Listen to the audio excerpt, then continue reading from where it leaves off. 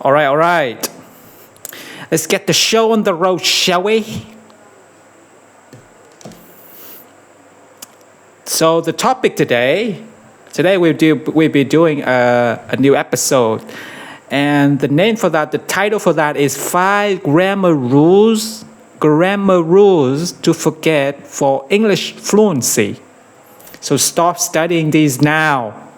Here we go. This one is 81 minutes long. So I'll divide that into 3 sessions. Today we'll do 27 minutes. Just right where I want it to be, around 30 minutes a day. Let's go. Let's not waste any more time.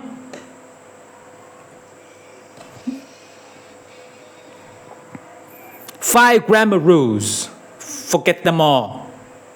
You studied grammars for years, but can't speak fluently. Today I'm giving you 5 grammar rules to forget because they are blocking your English fluency. You know the feeling. So when I ask you a question, you start to get the understand, and then the brain start to analyze, right?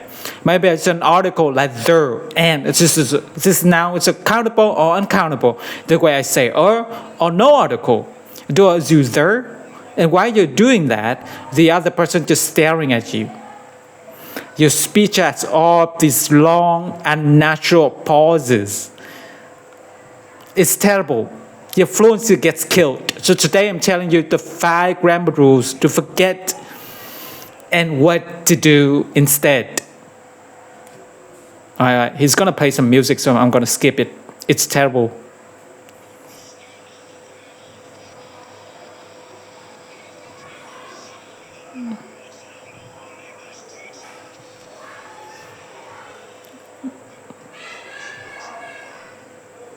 Okay. And I'm back. Okay.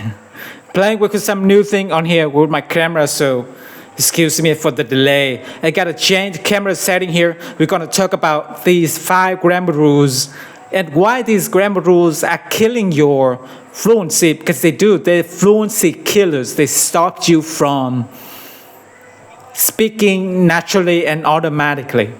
Let me just do my setting real quick on my videos. Looks like no. Sorry guys.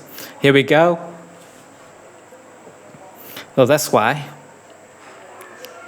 Come on, man.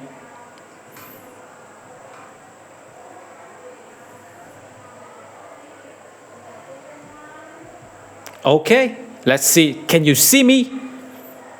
Let's like you are watching. All right, so just make sure you guys can see me. All right, here we go. All right, so why grammar kills fluency? So here's the problem.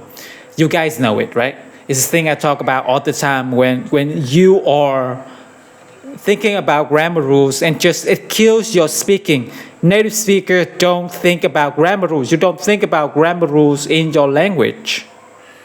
When you're speaking to someone, right? You don't do it. Absolutely not. Kids don't do it. Kids don't learn grammar, right? My 7 years old don't even know when they could not tell. They don't know what subject verb agreement is. They don't need any of it, but they use it correctly. And if you are doing that, you're thinking about grammar and grammar rules while you're speaking. Your speaking is probably terrible.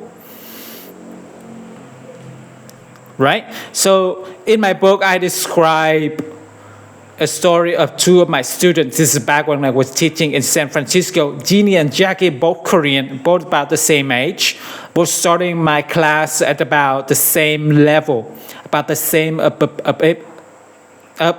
happened? They both started, and I told them, yeah, hey, look, here's the deal. Don't study grammar rules, okay? It said, don't do it. Don't study grammar rule. Instead, here's what I want you to do. I wanted you to just largely, I just at the beginning, when I was just developing the effortless English system. So, Jeannie took my advice. She stopped studying grammar rules. And Jackie, this was a nickname, Jackie continued to go crazy with grammar study. To all these books, we're going to bring all these books, test preparation book, grammar study books, study and study and study. Just, I don't know, I think she would just train in school, train back in career to obsess over grammar, to go crazy, focusing on grammar. She didn't want to listen to me. She got my advice, sound gone crazy, so she didn't listen to me. And to fast forward 6 months later, no surprise here. Jeannie had improved tremendously her speaking fluency, her ability to communicate, to speak quickly and automatically and effortlessly. It was much, much better. Huge improvement. And Jackie, her speaking did not improve at all. Now, I'm sure her linguistic knowledge could probably discuss grammar rules very well. She probably could analyze English better than Jeannie, probably better than me. But none of that helped her actual speaking. None of that her actual fluency. So is that where grammar will kill fluency? Let's talk about. I think these are the 5 that people, in my experience, the student focus on too much. Is the 5 most common grammar rules that cause this destruction of fluency.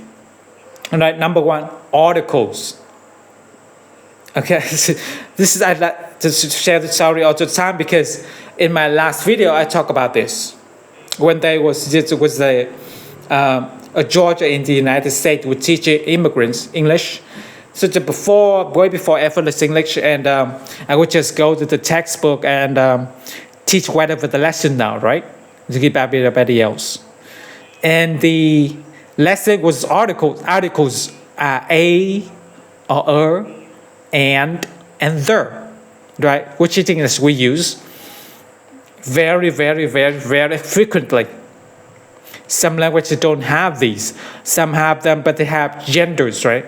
No, L or la in Spanish, for example. Japanese doesn't have it at all. So teaching, this lesson, an article was pairing for the lesson and reading it. It is 2 pages of rules for the word the. Let me just pull this up. Let's pull this up now on the internet. Let's see.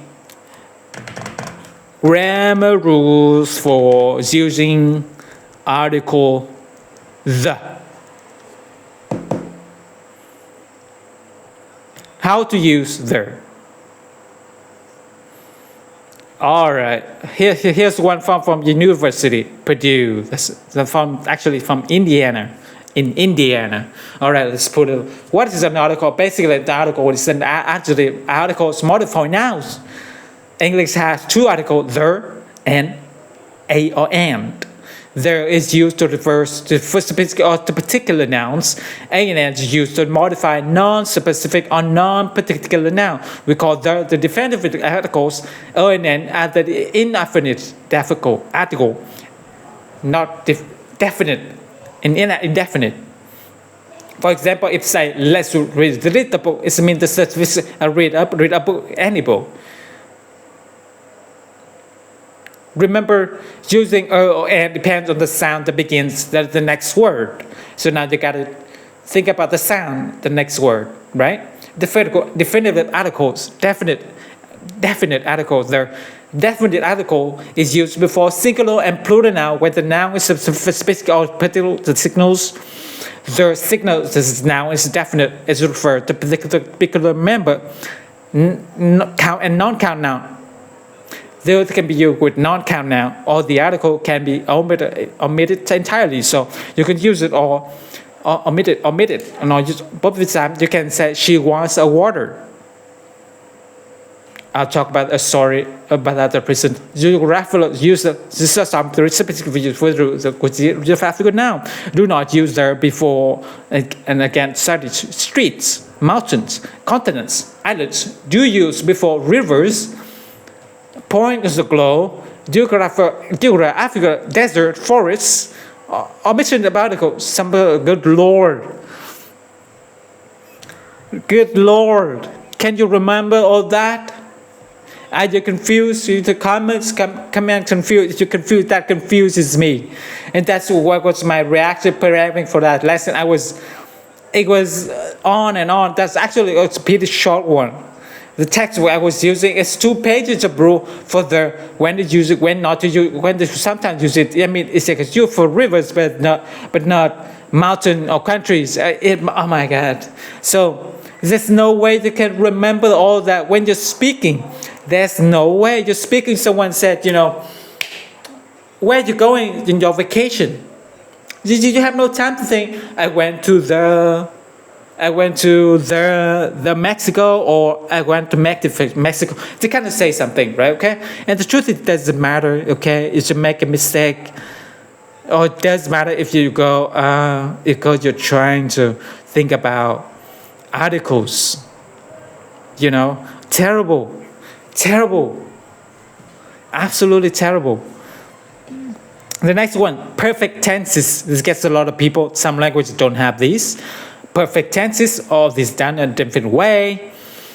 Perfect tenses like, I have been to a store. I have been to Russia. Or I had eaten. Or, you get it. Or I will have eaten by 5 o'clock today. Something like that, right? So again, this is extremely confusing if you have to think about it. I'm not to read you more boring grammar, don't worry. You can't handle it. This is the same thing you get to find in grammar textbook, in the English learning textbook, and in these classes, you probably learn these pages and page of rule for when to use the different perfect tenses. The problem is, again, you have no time in speaking. These rules might be helpful in writing. I think even in writing on the first draft, the first time you're writing an essay or an article or anything, I don't think you want to be thinking about all this stuff because you'll never get it done. Okay, you never finish it. You want to do it with writing. I suggest you just write it as fast as you can, and then with writing, the nice thing about writing is that you can do it slowly. So then afterward you go back and then you can think about grammar you want to and check it, and use apps or whatever to try to correct your grammar. That's why in speaking you can't do that at all. You got to talk. Okay, you got to talk. So how do you learn perfect tenses? So that you use more correctly. Point of view stories, the story that I use in my lesson, in my courses, this is the best way. Why? Because this is a story that is designed to teach you spoken grammar, especially the most common one, including the perfect tense, but to do it the natural way, that the way kids learn, the way you must learn to use it in speech fluently.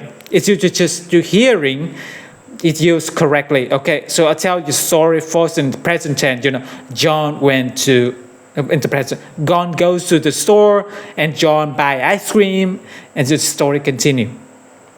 You have a whole version talking about the story happening now.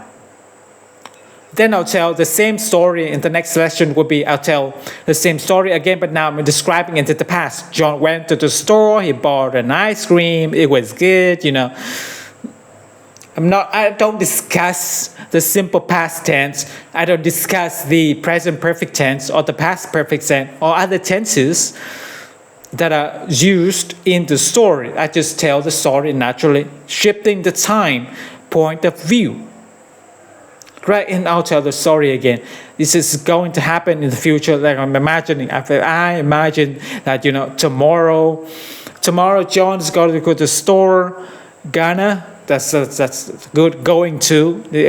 Actually, it's in your speech, not in writing, but in speech. So anyway, I'll tell the story as if it's going to happen in the future. Right. So by listening to each of these versions of the same exact story, but you hear it, you notice the changes. The verb will change. Sometimes other phrases will change. Grammar might change. But you do not need to think about all the rules. You do not need to think about the why. In fact, I recommend don't think about why the change is happening. Just kind of confuse you. It just creates an extra step in your brain. Just listen and repeat. Listen and repeat. And eventually you get a feeling. Dr. Stephen Krashen, great language researcher, described this as a feeling for correctness. It's what you have in your own native language, it's you have in English. It just means you just know when it's right because it just sounds right. It sounds right. It feels right. Why? Because you've heard this natural, weird, real story in other input and then other audio, so you know when it sounds correct. And then you start to actually use it when you speak without trying to remember any rules. You got to do it this way. Okay, number three, grammar rules. Number three, to forget, stop worrying about modal verbs. Modal verbs, even the name, that's a modal verb.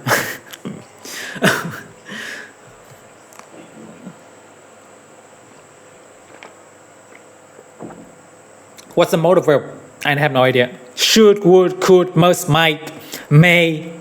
Okay. Another one that creates tons of confusion, and you need to use this one quite commonly. For example, ordering something, usually to Starbucks, right? And I've seen people, the students, again in San Francisco, I'll take them out, we go to coffee, for example. I've seen some of them just kind of freeze up when they're standing in front of a Starbucks worker.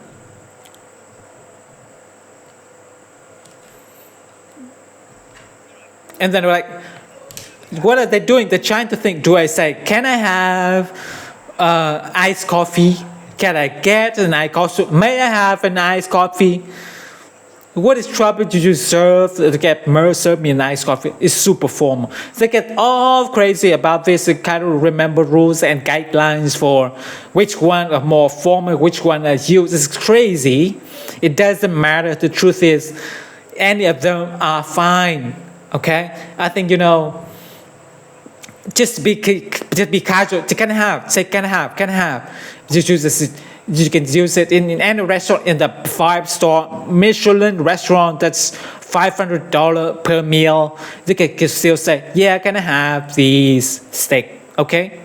It's no big deal. You do not want to be thinking about this rule again. It just create all this unnecessary stress and hesitation for no reason, okay? For no reason. It doesn't matter. You don't need to analyze all this level of formality. First of all, in English, certainly in American English, is not so concerned with level of formality. You don't want to be rude. You don't want to say, yeah, give me. A lot of this is tone of voice. Get me a steak. No, that's rude. That's rude. But steak, please. You can say that. You don't have to use a modal verb, okay?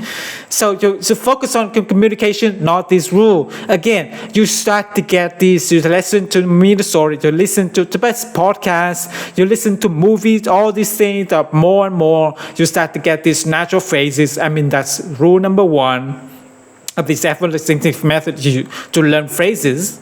And this such a get this natural phrase, just come out, and you don't need to think about any of this. There's no need for stress, and really doesn't matter. Nobody cares, okay? If you want to get off a formal like British lord from 200 years ago, would it trouble to you serve if I order a steak, please? Is something like that. Not necessary. All right. The next rule to forget, stop worrying, conditional, another one that drives people crazy.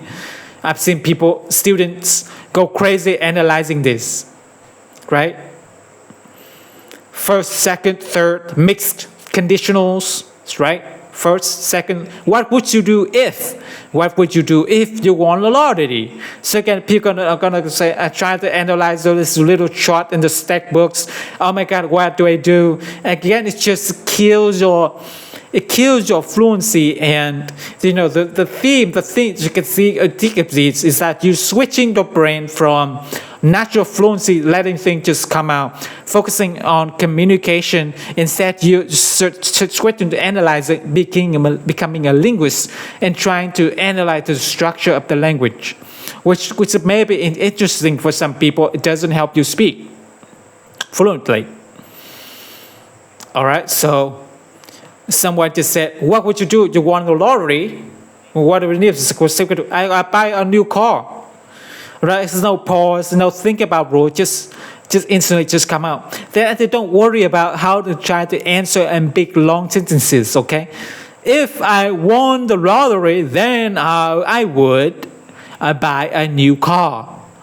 This is maybe expected on some kind of test in school, but for real conversation, just say, buy a car. But I would. You don't need to say I would. Is you confused about that? Don't even say it, right? Just answer the question, okay?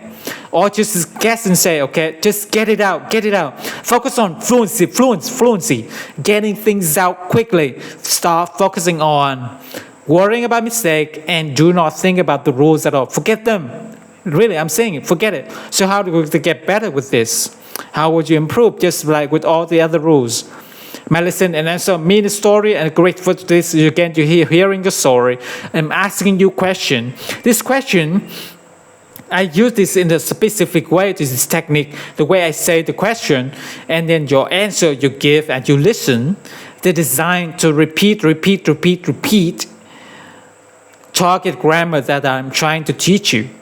But in the lesson, I'm teaching you in a natural way. I don't want you to even think about. I hope you don't even notice. I hope this goes in there and it becomes unconscious and automatic. I don't want you to even noticing. Usually conditional. Please don't even think about that. Just listen to the story. Follow how I tell you to do it. Shout your answer as I tell you to do, and repeat with deep learning. And then you're going to get this grammar. It's going to get in there. You will improve without focusing on it. So sometimes in life, some things are better when you learn them naturally and you don't focus on them. You see it in sports a lot, right? Sometimes in sport, the worst thing to do is to focus on your technique too much, to analyze it too much. Golfer, I use golfer as an example because it's such a common example. The golfer, when they learn, even they're practicing the swing, right? They go to a coach, the coach starts giving them all these things to think about. No, you grip, you move your finger more this way or that way, or wrist is too tight, make you lose your wrist. Make sure when you bring it back, you bring it up straight, this angle is not too far back. And then coming down, your hip should move first. And so they have that 5 things to think about when they're hitting the ball, and actually they start hitting it worse. It gets worse. The swing gets worse because now they analyze. There's no feeling. It's not focusing on the swing feel, right? So focusing on all these things in the brain, and then actually cause up to get stiffer and hit the ball worse. That's what it's like when you focus on grammar rules.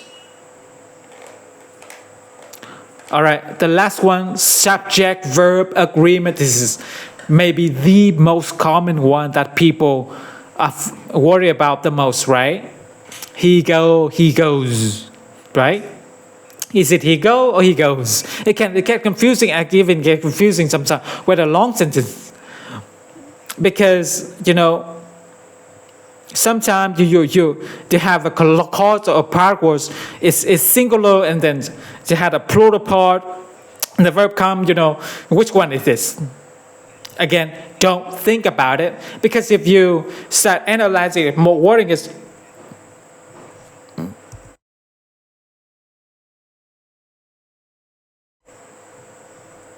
so the key of fluency is the opposite of fluency, right? Your causes that when you're speaking, right? Which is terrible, kills your communication. True number 1, it doesn't matter. Nobody cares. You make a mistake. All right. If you say, "Miss, yesterday I go to the store," you say, he go to the store tomorrow. Is it wrong? Of course, it's wrong. So what? Nobody cares. No one's gonna laugh. You conjugated the wrong one. The subject doesn't agree with the verb. Oh my God. Nobody cares. Nobody cares, okay? What they do care is do they still understand what you're saying? Do they understand the information? Are you still communicating well? Yes, even with the mistake, it's still clear and understandable. So who cares? Doesn't matter, relax. Just get it out. Now I know you do want to have more correctness, and again, where does it come from? Deep listening. That's where the repetition, repeating your audio so many times. That's how all the natural phrases start to sink in. Inside those phrases are correct subject-verb agreement inside the sentences you're listening to, okay? So you're getting huge amount of repetition where the subject and the verb do agree. And by listening to one audio 30 times, let's say, over 2 weeks, they will sink in to start to become part of your natural speaking vocabulary, the natural fluency, and then to start coming out more and more naturally and more correctly. You go to work, to have to call, everyone's ready. Just pops up. That's what you want. And if you make a mistake come out, who cares? Doesn't matter, okay? You will get better. You will improve. Just trust it. You will improve. So stop worrying about mistake. I make mistakes like this sometimes too, especially with long sentences. Things get confusing. Doesn't matter. Here's what I want you to do. Your action plan, at least a 6-month grammar holiday starting today. Forget all grammar. This is exactly the last video. Just to burn your grammar books. Yeah, that's fun. Do it. Burn it. Share with me a video on Instagram or something and say, here's me burning my grammar and tag me on Instagram, Effortless English Club on Instagram. All right. By the way, you want my book? I'm drawing from my book a lot. You have my full book. I'm now giving my book away. What is it? It's right here. For free, you can get my book free on Instagram. Comment book, BOOK, and I'll send you the link. If you're looking on YouTube, look down the description, include the link where you can get my book for free. All right, 6-month grammar holiday, starting now for 6 months. Trust me, okay? This is the challenge I gave to my students, Jeannie and Jackie, way back when I was teaching in San Francisco. I gave them the same challenge. Stop telling grammar, just stop. Do this thing I said, focusing on phrases, listening to the story, deep learning. And, Jeannie said, okay, I'll do it. And Jackie did not do. And after 6 months, there was a big difference between the two. They started about the same. 6 months later, Jeannie speaking fluently, Jackie not. So I encourage you, I'm challenging you to do this 6 month grammar holiday. After that, you see no improvement, you don't believe me, fine, go back and study grammar, okay? So during the first month, you feel weird if you really used to focusing on grammar, okay? A lot of people are grammar Nazis.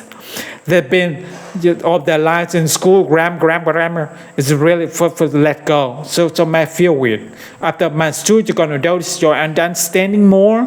Just do it in the listening phase, okay? Month 3, you notice that you're not translating as much. You're not as stressed. You're thinking less and just talking more freely. Maybe still making a lot of mistakes, but at least it's coming out more effortlessly. And then at that month 4 and 5 is when you really start to see your confidence going up. You start to realize that my fluency is improving. And by month 6, you see notice your fluency improving.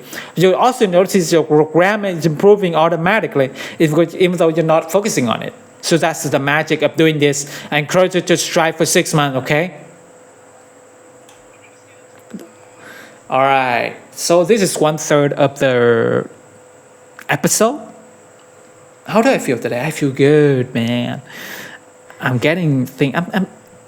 starting to notice some improvement.